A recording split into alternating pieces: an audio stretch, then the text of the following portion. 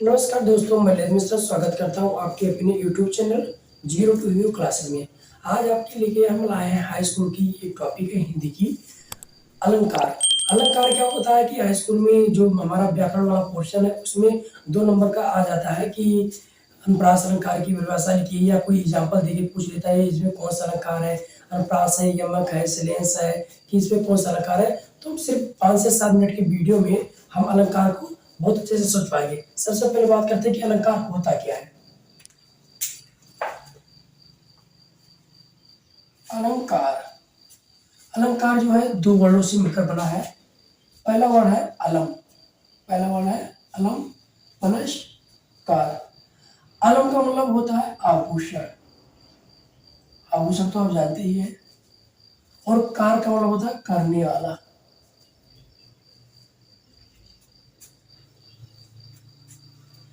जिस प्रकार से औरतें जब तैयार होती हैं तो वो अपना श्रृंगार करती हैं आभूषण पहन के, तो वो अच्छी लगती हैं। उसी प्रकार के जब कोई कवि करता है तो अच्छे अच्छे शब्दों का चुनाव करता है जिससे उसकी व्याख्या जो होती है, जो कवि कविता लिखता है वो अच्छे से लिख पाता है। जिसको जैसे कोई भी खाना खाते हैं तो उसको अच्छे से थाली में सजाया जाता है, जिसको इनहेंस करते हैं। वैसे क्या होता है कि आभूषण अलंकार होता है, यानी कि काव्य की शोभा बढ़ाने वाले गुण व धर्मों को हम क्या कहते हैं, अलंकार करते हैं। सबसे पहले बात करते हैं कि अलंकार कितने प्रकार का होता है। अलंकार जो होता है हमारा 3 प्रकार का होता है। अलंकार मुख्यतः 3 प्रकार के होते हैं, लेकिन जो हमारे हाई स्कूल के सिलेबस के अकॉर्डिंग है इसमें 2 ही प्रकार की दिया गया है। एक तो शब्दालंकार और दूसरा अर्थालंकार। सर ये शब्दालंकार और अर्थालंकार क्या है? शब्दालंकार वो है जिसके शब्द के अर्थ, शब्द में चमत्कार पाया जाता है, जिसके शब्द में चमत्कार पाया जाता है वो शब्दालंकार है। और जिसके अर्थ में चमत्कार पाया जाता है तो क्या है, अर्थालंकार है। यानी कि कहने का मतलब है कि जिसके जिन काव्य के वाक्यों में शब्द में चमत्कार पाया था वो शब्दालंकार है, और जिसके अर्थ में चमत्कार पाया था क्या है, अर्थालंकार है। आज हम जानेंगे कि शब्दालंकार के कितने भेद हैं और उनके बारे में जानेंगे, उनके एग्जाम्पल भी जानेंगे। तो शब्दालंकार के जो है कई सारे भेद हैं, जो लेकिन जो हमारे एग्जाम दृष्टिकोण से 10th के लेवल से वो मुख्यतः 3 ही प्रकार के हैं। पहला है अनुप्रास अलंकार। पहला कौन सा है, अनुप्रास अलंकार। दूसरा कौन सा है, यमक अलंकार। तीसरा कौन सा है, श्लेष अलंकार। और ये जो हमारे अर्थालंकार है ये मुख्यतः 4 टाइप के हैं। है तो कोई सारे टाइप है, ये इंडिफिनिट है लेकिन 4 ही टाइप पढ़ते हैं। कौन कौन से टाइप पढ़ते हैं, ये तो हमारा हो गया जैसे अनुप्रास, इसमें हो गया यमक हो गया और क्या हो गया, श्लेष। चलो इसकी बातें हम एक पल के लिए हटाते हैं, सबसे पहले इनको क्लियर करते हैं वरना आप लोग कंफ्यूज हो जाएंगे। ठीक है, अब इसको हम मिटाते हैं। सबसे पहले बात करते हैं यम अनुप्रास अलंकार की। अनुप्रास अलंकार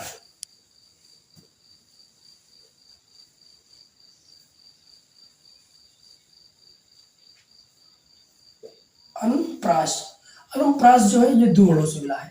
एक तो बना है अनु और दूसरा क्या बना है, प्रास। अनु मतलब क्या होता है, बार बार, और प्रास माने होता है आने वाला। यानी कि बार बार जो वर्ड रिपीट हो रहे हैं।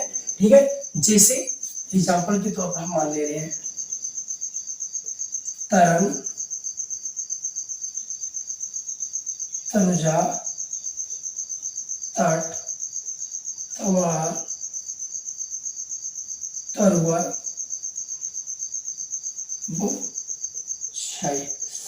इसका मतलब आने वाला वर्ड, आने वाला क्या, बढ़िया, अच्छा। ठीक, इसमें हम देख पा रहे हैं कि जो हमारा ता वर्ड की आवृत्ति है, ता ता ता इसमें भी, ता इसमें भी, ता इसमें भी।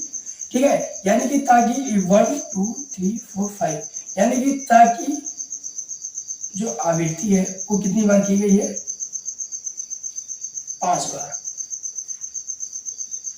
ठीक है, तुम्हारा कौन सा अलंकार हुआ, अनुप्रास अलंकार हुआ। ठीक, अब बातें करते हैं हम किसकी, यमक अलंकार की। ये वो हमारा पहला और ये हमारा इसमें दूसरा, ये यमक अलंकार।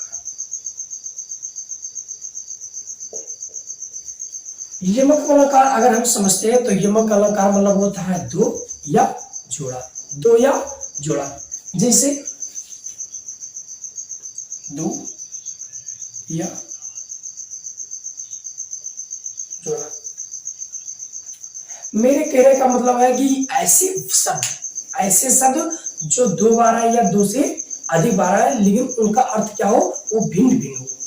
ऐसे शब्द जो दो बार आए या दो से अधिक बार आए लेकिन उनका अर्थ क्या हो, भिन्न भिन्न हो। जैसे एग्जाम्पल के तौर पर हम लिखते हैं, आप लोग जानते होंगे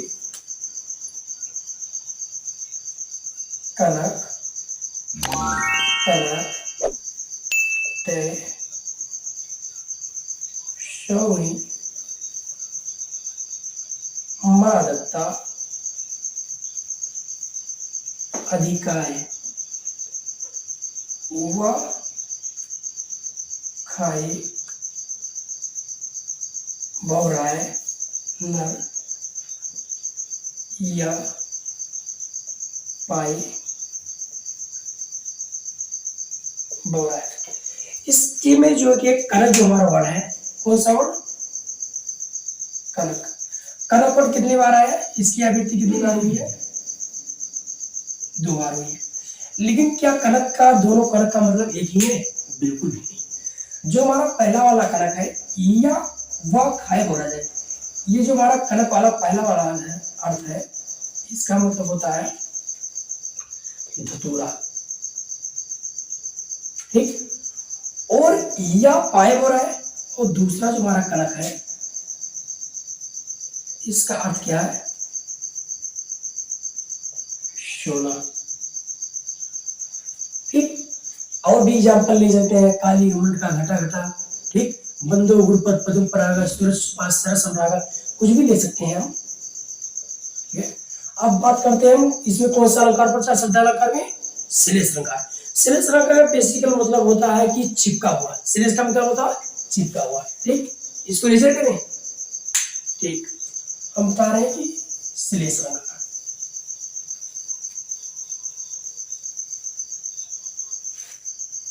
श्लेष अलंकार क्या होता है, श्लेष अलंकार। श्लेष मतलब होता है चिपका हुआ, चिपका हुआ, यानी कि एक ही वर्ड एक बार आएगा लेकिन उसके अर्थ क्या होंगे, भिन्न भिन्न होंगे। एक वर्ड एक ही बार आएगा लेकिन उसके अर्थ क्या होंगे, भिन्न भिन्न होंगे। जैसे एग्जाम्पल के तौर पर